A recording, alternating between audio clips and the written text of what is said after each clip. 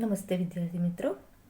આજે આપણે ધોરણ 10 ઇંગ્લિશ મીડિયમની અંદર આપણે આગલા લેક્ચરની અંદર 5મો પાઠ જે છે શ્વેત ક્રાંતિના પ્રણેતાઓ, એમાં આપણે ત્રિભુવનદાસ પટેલ વિશે માહિતી મેળવી હતી કે એમણે કેવી રીતે ખેડૂત લોકો માટે કંઈક કરવાનું, એમની માટે કંઈક સારું કરવાનો વિચાર આવ્યો. બરાબર.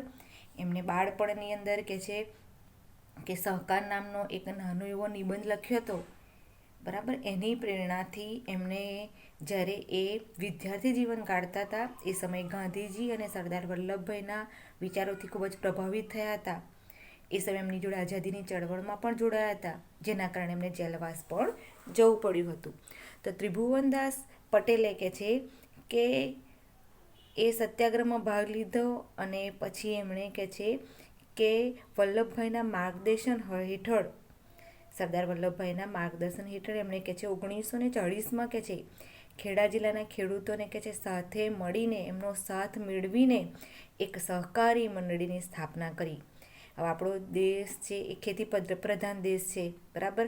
અને ખેડૂત છે એટલે એમના ઘરે ગાય ભેંસો પણ હોય જ છે. બરાબર. એટલા માટે કે એ સમયની અંદર ખેડૂતોનું એક પ્રકારનું શોષણ થયું. એમની પાસેથી દૂધ જે છે એ બહુ ઓછા ભાવે ખરીદી લેવામાં આવતું હતું અને એ જ દૂધને મુંબઈમાં એ સમય પોલ્સન ડેરી નામની કંપની હતી. એમાં એ કંપની એમની પાસેથી, ખેડૂતો પાસેથી ઓછા ભાવમાં દૂધ ખરીદતી હતી અને એ જ પોલ્સન ડેરી કે ખૂબ જ ઊંચા ભાવે એ દૂધ બીજી જગ્યા પર વેચતી હતી. એટલે આ જે કંપનીથી ખેડૂતો છે ખૂબ જ ત્રાસી ગયેલા. એટલે આ બધાને ભેગા કરીને ત્રિભુવનદાસ પટેલે ખેડા જિલ્લા દૂધ ઉત્પાદન સહકારી મંડળી લિમિટેડની સ્થાપના કરી. ત્યાર પછી કે 1950ની અંદર ડૉક્ટર વર્ગીસ કુરિયનનો ત્રિભુવનદાસ પટેલને સાથ મળ્યો. પછી બંનેની જુગલબંધી હેઠળ, બંનેના સખત અથાગ પરિશ્રમથી અમૂલ ડેરીએ હરણફાળે ખૂબ જ જગવિખ્યાતમાં વિસ્તાર કર્યો હતો, અથવા તો નામના પ્રસિદ્ધિ મેળવી હતી. આપણે જોયું હતું કે સમય જતાં ત્રિભુવનદાસ પટેલનું કે એમણે કે સરદાર વલ્લભભાઈના માર્ગદર્શન હેઠળ, બરાબર, એમણે કે આ ખેડૂતોના માટે એક દૂધ ઉત્પાદન સહકારી મંડળીની સ્થાપના કરી. બરાબર. એમણે કે 91 વર્ષ સુધી અથાગ પ્રયત્નો કર્યા અને અમૂલ ડેરીને ખૂબ જ નામના પ્રસિદ્ધિ અપાવી હતી. એમણે ઘણા બધા એવોર્ડ પણ આપવામાં આવ્યા હતા. કોમ્યુનિટી લીડરશિપનો એવોર્ડ હતો, પદ્મશ્રી ભૂષણનો એવોર્ડ આપેલો. આવી રીતે એમને સરકારે એમના કાર્ય બદલ એમને ખૂબ જ એવોર્ડ, નાના મોટા ખૂબ જ એવોર્ડથી સન્માનિત કરવામાં આવ્યા હતા. એમણે જ્યારે સ્વૈચ્છિક રીતે રાજીનામું લીધું, બરાબર, એમણે સ્વૈચ્છિક રાજીનામું ફક્ત કાગળ ઉપર જે છે એ રીતે જ લીધું હતું, પણ એ નિવૃત્ત થયા પછી પણ અમૂલ ડેરીની નાની મોટી સંસ્થાઓ સાથે હંમેશા કાર્યરત રહ્યા હતા. જ્યારે એમણે સ્વૈચ્છિક રાજીનામું લીધું તો શરૂઆતમાં તો બધા ખેડૂતોને એમણે વિરોધ કર્યો. ના, તમે સ્વૈચ્છિક રાજીનામું લેશો નહીં બરાબર, બધાએ ના પાડી. પણ ત્રિભુવનદાસ પટેલે કીધું કે હું સ્વૈચ્છિક રાજીનામું લઉં છું, પણ છતાં પણ હું તમારા બધાની સાથે જ છું. હું તમારી જોડે હંમેશા કાર્યરત રહેતો રહીશ. આ માટે દરેક સભ્યોએ શું કર્યું, જે મંડળીના જે સભ્યો હતા એ લોકોને ત્રિભુવનદાસ પટેલ જોડે હૃદય સાથેના સંબંધો હતા. ખૂબ જ લાગણી હતી, ખૂબ જ માન સન્માન હતું એમના પ્રત્યે. એટલે બધાએ એક રૂપિયો ભેગો કર્યો. બરાબર. અત્યારે આપણે 1 રૂપિયાની કશી કિંમત નથી, પણ એ સમયમાં 1 રૂપિયો એટલે બહુ મોટી કિંમત કહેવાય. તો બધા જ મંડળીના સભ્યોએ, બધા લોકોએ ભેગા થઈને 1 રૂપિયો ભેગો કરી અને ત્રિભુવનદાસ પટેલને 6,80,000 રૂપિયાની ભેટ આપી. ત્રિભુવનદાસ પટેલ ખૂબ જ પ્રામાણિક, નિષ્ઠાવાન વ્યક્તિ હતા. એમણે આજે પૈસા આપ્યા, બરાબર, બીજું કોઈ હોય તો પૈસા લે, પણ એમને પૈસાની પણ સહેજ પણ લાલચ નથી. એમણે શું કર્યું, આ 6,80,000 આપેલા એનો પણ જન કલ્યાણ માટે ઉદ્ધાર કર્યો. કારણ કે એ તો હંમેશા લોકોના કલ્યાણ માટે જ હંમેશા રસ રુચિ ધરાવતા હતા. અને એમના ધર્મપત્ની હતા મણીબહેન, એમણે પણ ગામજનોને અને ત્રિભુવનદાસ પટેલે હંમેશા સેવા કાર્યમાં પ્રબળ રીતે હંમેશા એમને સાથ સહકાર જ આપ્યો હતો. આટલે સુધી આપણે પહેલા ભાગમાં જોઈ ગયા હતા. હવે આજે આપણે 5મો પાઠ શ્વેત ક્રાંતિના પ્રણેતાનો જે બીજો ભાગ છે એ બીજા ભાગ આપણે જોઈએ. તો કે છે ધર્મપત્ની મણિબહેન અને ગ્રામજનો માટે શક્ય તેવું સેવા કાર્ય પ્રબળ ભાવનાને ચરિતાર્થ કરવા સંકલ્પ કર્યો. એટલે કે છે કે જે કંઈ પૈસા મળ્યા એ બધા જ પૈસા જે 6,80,000 મળ્યા એ પૈસા કે છે કે ત્રિભુવનદાસ પટેલે અને એમની પત્ની બંનેએ નક્કી કર્યું કે આપણે આ જે પૈસો છે એ જનકલ્યાણની પ્રવૃત્તિના કાર્યમાં જ આપણે આ પૈસાઓ લગાવીશું, તો આ પૈસાનો ઉપયોગ કરીશું. આવો બંને જણે સંકલ્પ કર્યો. આગળ કે છે ઢળતી વયે ચિરંજીવ યશ અપાવે તેવી એક કાર્ય યોજનાનો પોતાને મળેલી ભેટની મોટી રકમથી શુભારંભ કર્યો, જે ત્રિભુવનદાસ ફાઉન્ડેશનના નામે આજે પણ સ્ત્રીઓ અને બાળકોના સ્વાસ્થ્યની સેવાઓનો લાભ 800થી પણ વધુ ગામોને મળી રહ્યો છે. બરાબર, એવું કહેવાય છે કે ઢળતી વયે, બરાબર, આટલી ઉંમર હતી, બરાબર, છતાં પણ કે છે કે ત્રિભુવનદાસ પટેલે કે છે કે શું કર્યું હતું કે જે કંઈ પેલા 6,80,000 ભેટ મળ્યા, બરાબર, એ પૈસાથી એમણે એ રકમથી કે છે કંઈક નવું કાર્ય શરૂ કર્યું. શું કર્યું? તેમણે કે છે જે પેલા 6,80,000 એમાંથી ત્રિભુવન ફાઉન્ડેશન નામની એક નાની એવી સંસ્થા ચાલુ કરી, જેમાં સ્ત્રીઓ અને બાળકોને સ્વાસ્થ્ય લગતાની સેવાઓથી કે છે કે 800 ગામોને લાભ મળી રહ્યો છે. અત્યારે હાલમાં પણ આપણે જોઈએ તો ત્રિભુવનદાસ ફાઉન્ડેશન નામની સંસ્થા હાલમાં પણ કાર્યરત છે.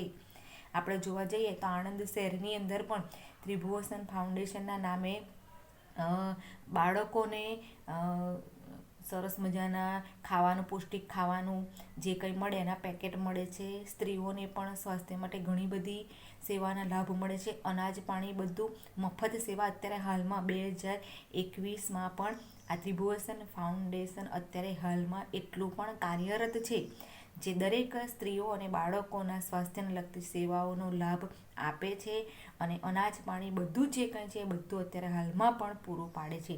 અને એ સમયે કે છે કે એમના સ્વાસ્થ્યની જે સેવાનો લાભ કે 800થી પણ વધુ ગામોને કે છે મળ્યો હતો. એટલે ત્રિભુવનદાસ પટેલે જે કંઈ લોકો એમને સ્વૈચ્છિક નિવૃત્તિ વખતે પૈસા આપ્યા 6,80,000, એનો એમણે ઉપયોગ પણ લોકોના જનકલ્યાણના, લોકોના સારા કાર્ય માટે જ કર્યો.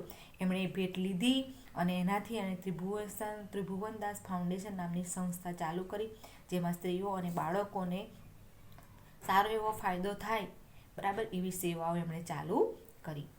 આગળ જોઈએ આપણે શ્વેત ક્રાંતિના પ્રણેતા અને સહકારી મંડળીના સ્વપ્નદ્રષ્ટા તરીકે આજે પણ ત્રિભુવનદાસ પટેલ પોતાના સેવાકીય કાર્યો થકી ગુજરાતના ખેડૂતોના હૃદયમાં આદરણીય સ્થાન ધરાવે છે. વિના સહકાર નહીં ઉદ્ધારની ઉક્તિને તેમણે પોતાના જીવનશૈલી તેમજ કાર્ય પ્રણાલીથી સાર્થક કરી બતાવી છે. બરાબર, કે આપણા શ્વેત ક્રાંતિના મુખ્ય પ્રણેતા એવા ત્રિભુવનદાસ પટેલ, જેને આપણે આજે સહકારી મંડળીના સ્વપ્નદ્રષ્ટા તરીકે આપણે ઓળખીએ છીએ, એવા ત્રિભુવનદાસ પટેલે પોતાના સેવા કાર્યોથી ગુજરાતના ખેડૂતોના હૃદયમાં એક ખૂબ જ આદરણીય સ્થાન મેળવી ચૂકેલા હતા. કે છે એમનો એક ઉક્તિ હતી, બરાબર, આ એક વાક્યમાં કે પૂછાઈ શકે છે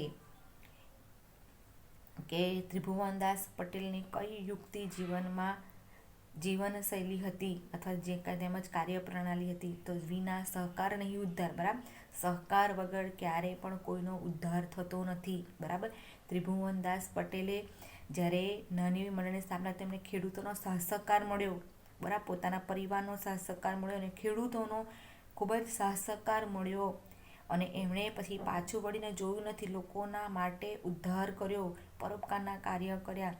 બરાબર, એટલા માટે કહે છે કે વિના સહકાર નથી. એક સાથે કામ કરવાથી હંમેશા કોઈ પણ કાર્ય હોય છે એ હંમેશા એ કાર્ય સફળ થતું હોય છે. જેમ પેલી એક વાર્તા છે ને, બરાબર, કે એક લાકડી ફટાક દઈને તૂટી જાય છે, બરાબર, પણ જો 2 થી 4 લાકડી વધારે ભેગી કરશો તો એને બળ ગમે એટલું લગાવશો પણ એને તૂટતી નથી. એમ સહકાર હોય, સમૂહ હોય, બરાબર, તો સહકાર વિના ક્યારેય પણ કોઈનો ઉદ્ધાર થતો નથી.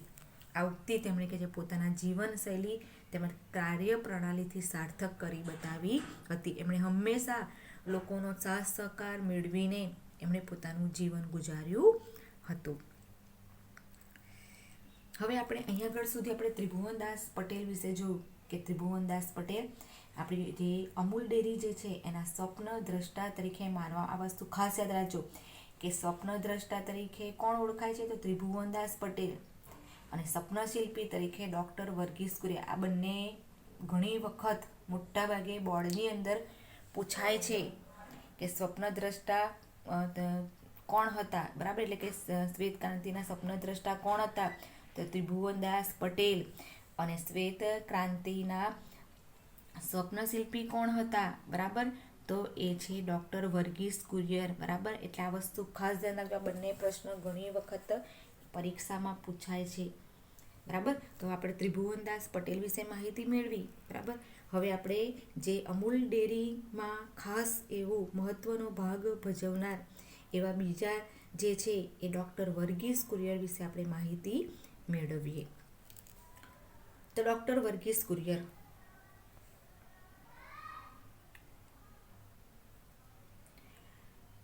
ઇજનેરીનો અભ્યાસ પૂર્ણ કર્યા પછી ઈસવીસન 1944માં ટાટા આયર્ન એન્ડ સ્ટીલ કંપનીમાં એપ્રેન્ટિસ તરીકે એક યુવાનની પસંદગી થઈ.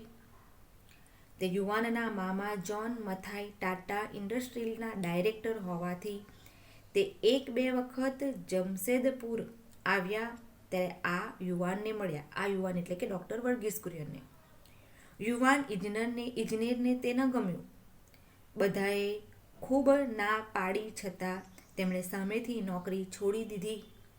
કારણ આપતા તેમણે કહ્યું, હવે હું અહીં કુરિયર નથી રહ્યો, હું માત્ર ઉપરી અમલદારનો ભાણેજ જ રહ્યો છું, જે મને મંજૂર નથી. આવો અડગ આત્મવિશ્વાસ અને ખુમારી ધરાવતા હતા વર્ગીસ કુરિયર. તો અહીંયા ડૉક્ટર વર્ગીસ કુરિયરની વિશે વાત કરી છે કે એમણે ઇજનેરીનો, બરાબર, એટલે એન્જિનિયરનો અભ્યાસ પૂર્ણ કર્યો. ત્યાર પછી કે છે એમણે 1944ની અંદર કે છે Tata iron and steel company, TISCO નામે જે ઓળખાય છે, એમાં એક એપ્રેન્ટિસ તરીકે જે યુવાનની પસંદગી થઈ હતી. કોણ હતા? ડૉક્ટર વર્ગીસ. એપ્રેન્ટિસ તરીકે એટલે કે તમે ભણી રહ્યા પછી તરત જ તમને કોઈ નોકરીમાં જોબ મળી જાય છે, જેમાં તમે એપ્રેન્ટિસ તરીકે એટલે કે સપોર્ટ તરીકે જે મેઇન વ્યક્તિ એની જોડે સપોર્ટની અંદર તમે એને મદદ કરો છો, હેલ્પ શીખવ તરીકે, બરાબર.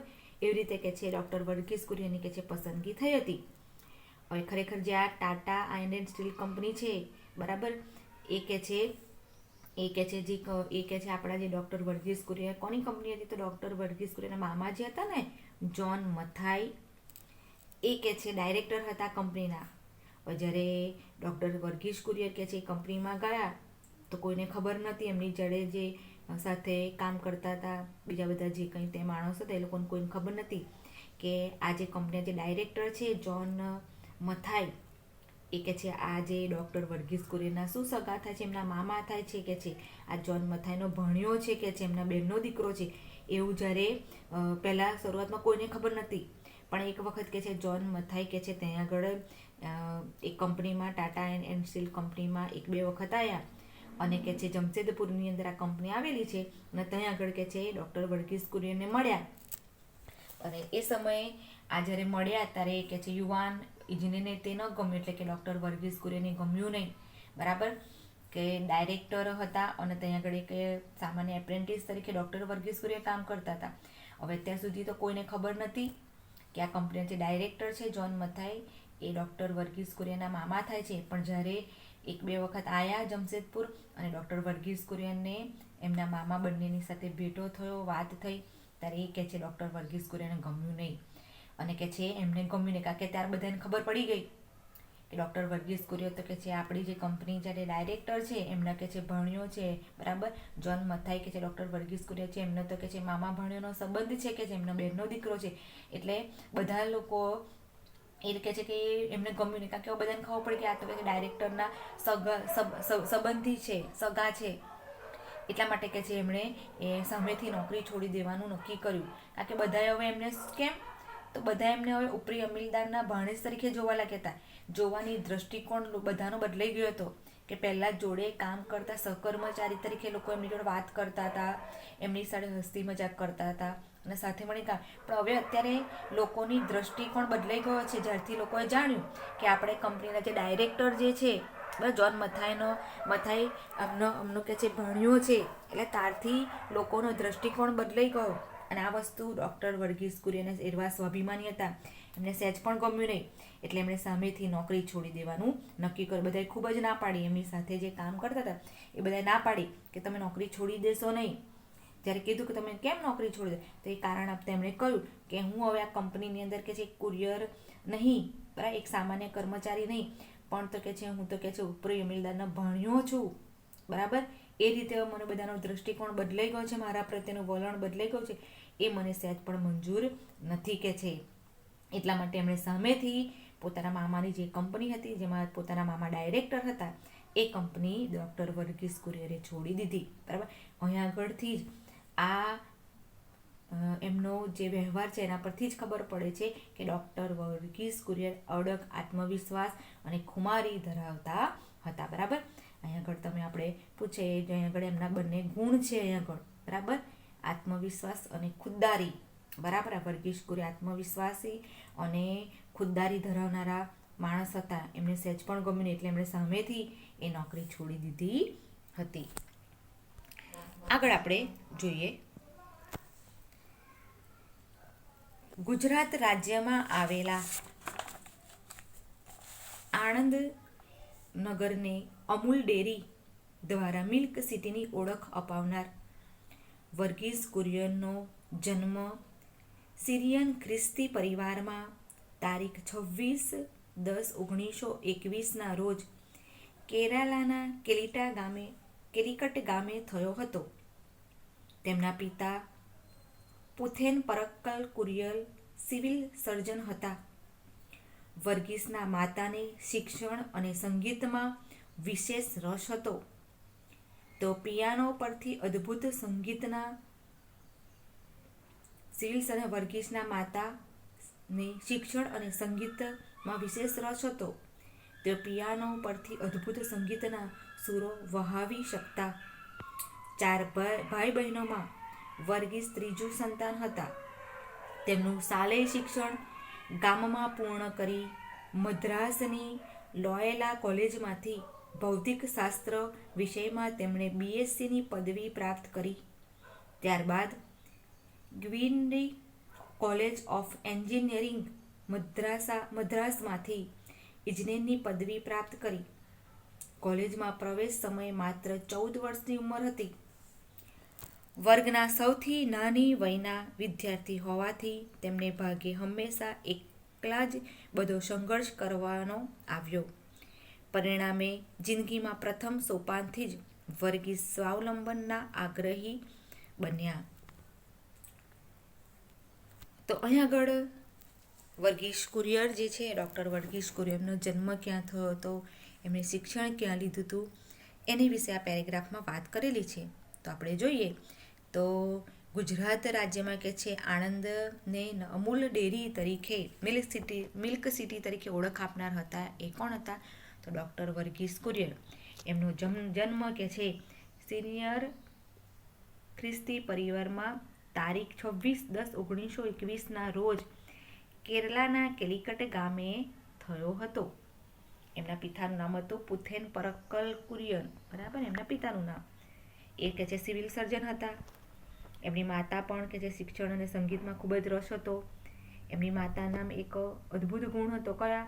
કે તે પિયાનો જે પર છે, બરાબર, પિયાનો, બરાબર, એની પર કે છે અદ્ભુત સંગીતના સૂરો કે છે વહાવી શકતા, એટલે સરસ મજાના સંગીતના સૂરો કે છે એ વગાડી શકતા હતા કે છે. પછી 4 ભાઈ બહેનોમાં કે છે વર્ગીસ કુરિયર ત્રીજા નંબર હતા. તેમનું કે છે શાલેય શિક્ષણ એટલે કે એમનું શાળાનું શિક્ષણ કે છે ગામમાં પૂર્ણ થયું, એટલે કેલિકટ ગામમાં કે છે ત્યાં આગળ એમણે પોતાનું જે શિક્ષણ છે સ્કૂલનું શિક્ષણ, બરાબર, બાળપણનું શિક્ષણ એમણે ત્યાં આગળ કે છે પૂર્ણ કરી. તો પછી મદ્રાસની કે છે લોયોલા કોલેજમાં કે છે ભૌતિકશાસ્ત્ર વિષય પર તેમણે કે છે BSc ડિગ્રી કે છે મેળવી હતી. ત્યારબાદ કે છે ગ્વિન્ડી કોલેજ ઓફ એન્જિનિયરિંગ મદ્રાસમાંથી એન્જિનિયરની કે છે એમણે પદવી પ્રાપ્ત કરી કે છે. ત્યાર પછી કે છે કોલેજમાં પ્રવેશ સમય કે છે માત્ર એમની ઉંમર કેટલી હતી?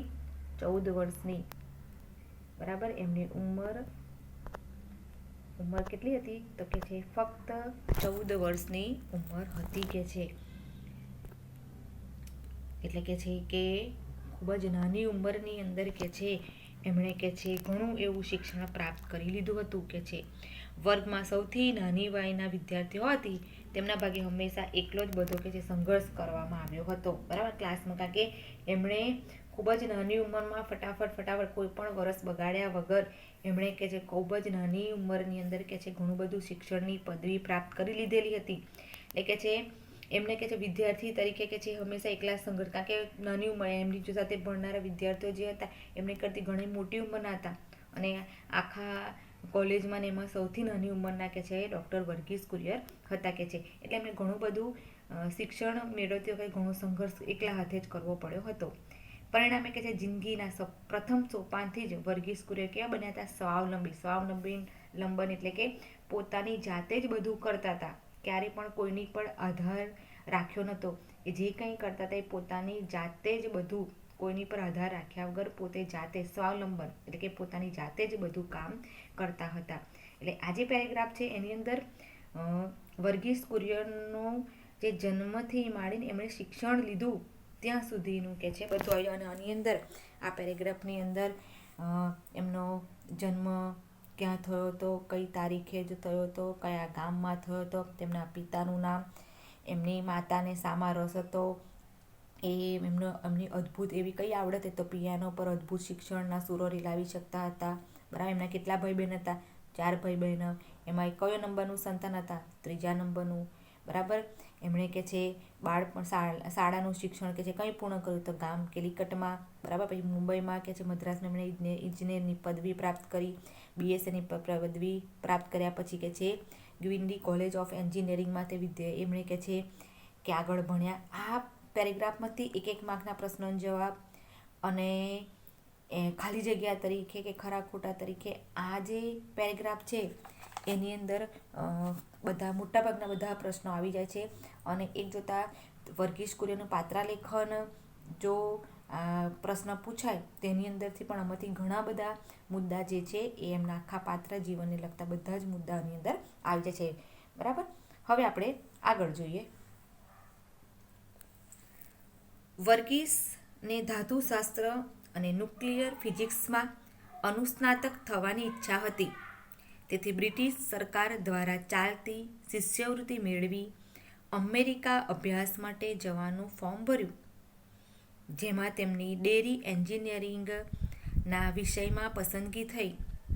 તે માટેની પૂર્વ શરત સ્વરૂપે તેમણે ઇમ્પિરિયલ ડેરી રિસર્ચ ઇન્સ્ટિટ્યૂટ નામની સંસ્થામાં બેંગ્લોર 8 માસની તાલીમ લેવા જવું પડ્યું. ત્યાં તેમને પ્રથમ વખત ડેરી પ્રવૃત્તિના મૂળભૂત સિદ્ધાંતો સમજવાનો મોકો મળ્યો.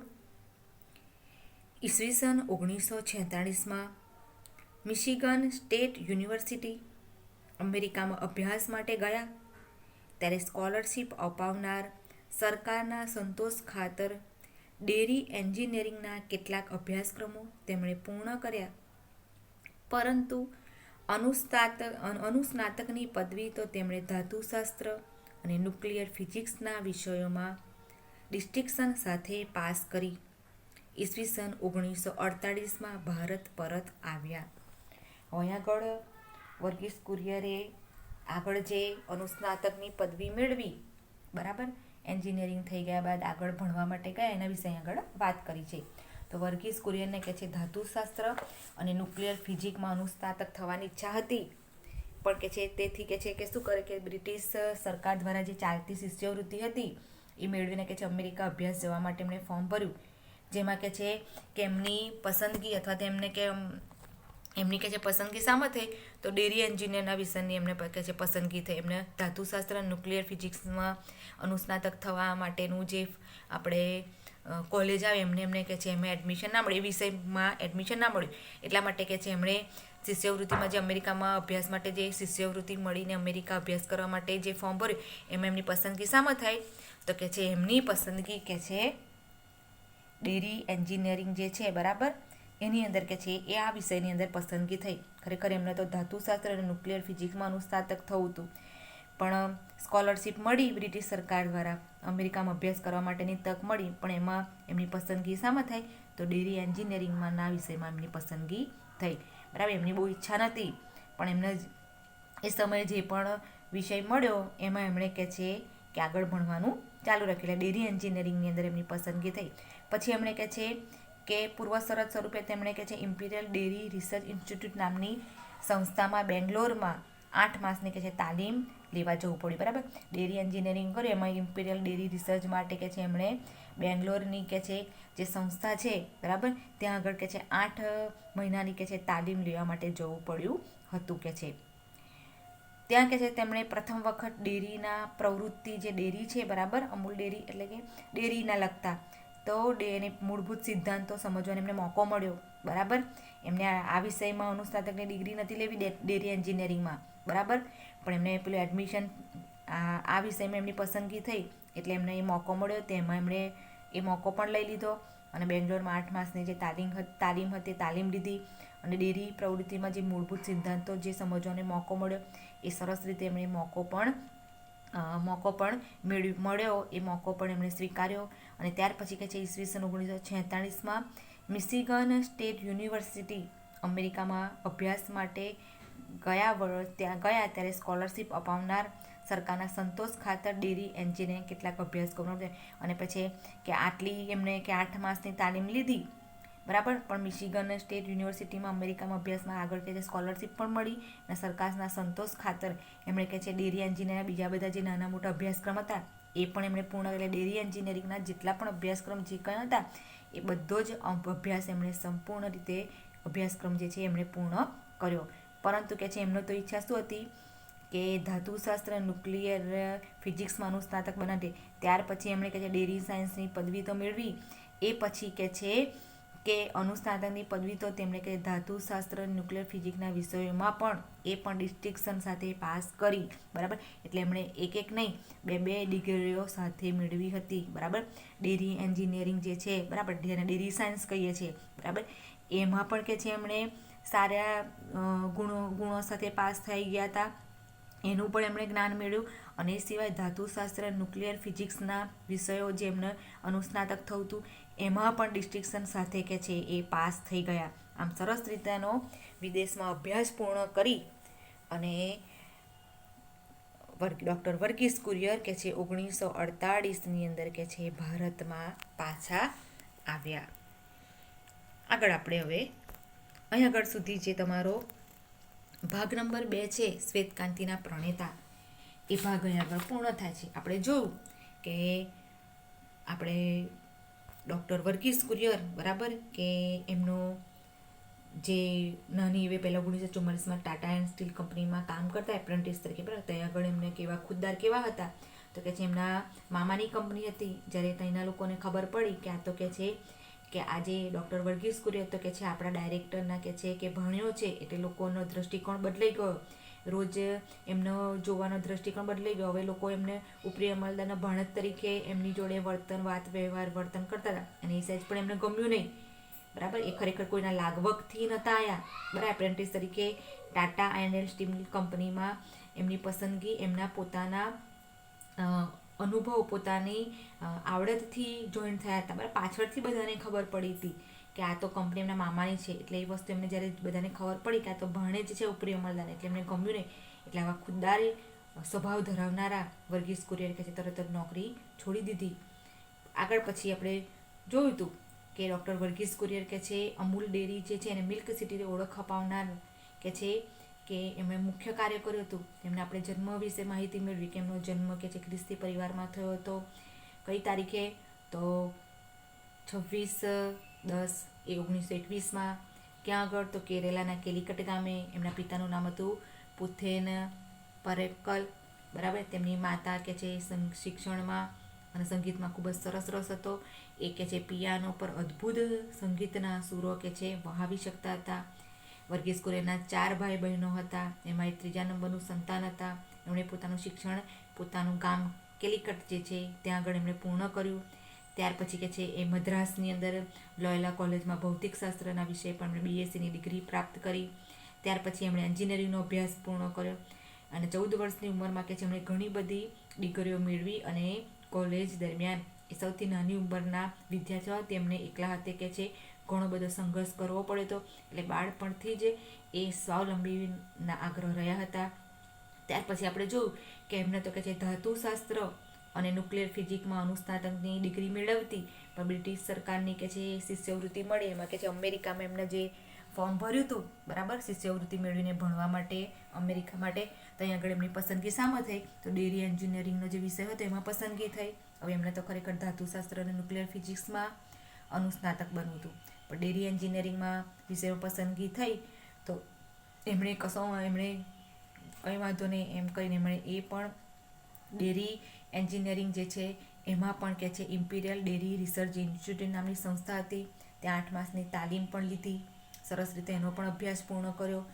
એ સિવાય કે છે એમણે કે છે 1946માં મિશિગન સ્ટેટ યુનિવર્સિટીમાં કે છે અમેરિકામાં અભ્યાસ માટે બીજી પાછી સ્કોલરશિપ મળી. એમાં પણ સરકારના સંતોષ ખાતર એમણે કે છે ડેરી એન્જિનિયરિંગના બીજા બધા કંઈ નાના મોટા જે કંઈ અભ્યાસક્રમ હતા એ અભ્યાસક્રમો હતા એ પણ એમણે પૂર્ણ કર્યા. બરાબર, એટલે એમણે ડેરી એન્જિનિયરિંગ જે હતું એમાં જેટલા પણ અભ્યાસક્રમો હતા એ બધા અભ્યાસક્રમો પૂર્ણ કરી અને એમાં પણ અનુસ્નાતકની ડિગ્રી મેળવી. એમને તો ખરેખર એમનું સપનું હતું ધાતુશાસ્ત્ર અને ન્યુક્લિયર ફિઝિક્સમાં અનુસ્નાતક બનવું હતું. એ પણ એમણે છોડ્યું નહીં. પોતાનો જે ગોલ હતો એ સિદ્ધ કરવા માટે ડેરી એન્જિનિયરિંગ પૂર્ણ થયું. એમાં તરત એમણે કે છે ધાતુશાસ્ત્ર અને ન્યુક્લિયર ફિઝિક્સના વિષયોમાં પણ શું કર્યું? ડિસ્ટિંક્શન સાથે કે છે એ પાસ થઈ ગયા. એમાં પણ એમણે જે મેળવવું હતું, જેમાં એમનો રસ હતો, રુચિ હતી ધાતુશાસ્ત્ર અને ન્યુક્લિયર ફિઝિક્સમાં, એમાં પણ એમણે અનુસ્નાતકની ડિસ્ટિંક્શન સાથે પદવી મેળવી. ત્યાર પછી કે છે બધી જ પ્રકારની ડિગ્રીઓ મેળવીને ડેરી એન્જિનિયરિંગની ડિગ્રી મેળવી. ધાતુ અને ન્યુક્લિયર ફિઝિક્સમાં પણ એમણે ડિસ્ટિંક્શન સાથે પાસ કર્યા. પછી અમેરિકાથી કે છે 1948માં કે છે એ ભારત પાછા આવ્યા. તો અહીંયા આગળ સુધી તમારો જે 5મો પાઠ છે શ્વેત ક્રાંતિના પ્રણેતા, એ પાઠનો બીજો ભાગ પૂર્ણ થાય છે. આપણે બીજા લેક્ચરની અંદર એના 3જા ભાગ વિશે આપણે ચર્ચા કરીશું. Thank you.